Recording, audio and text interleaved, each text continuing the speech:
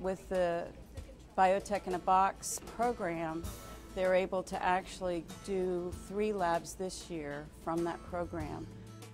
You can study all day long in a book, and you get so much out of a book, but when you touch the things with your hands and when you handle them yourself, and it really brings things to life. I think it's really important for them to at least get an introduction to biotechnology and the equipment and the language that's being used. In 1994, there was one DNA kit that circulated to 8 schools and served, I think it was under 200 students. And we're up now to over 30 boxes, multiple experiments, multiple kinds of kits, and we reach about between 12 and 15,000 students a year.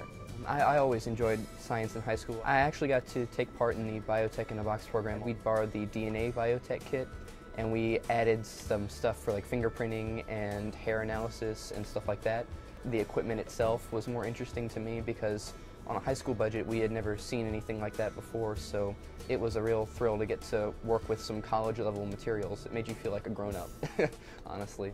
I have had students who are products of the program, so they come in knowing what the program is, what it does in the classroom, which is really cool too, because it is sort of going full circle. I think about the people unpacking the boxes a lot because just last year I was on the opposite end of that, unpacking all this stuff from a college 250 miles away and wondering how it all got here and where it all came from. And it's pretty interesting to think that there are people back there just like I was last year who are receiving the kits this year. We're very lucky in that Fralin has an endowment. So we're lucky we have some sustained support.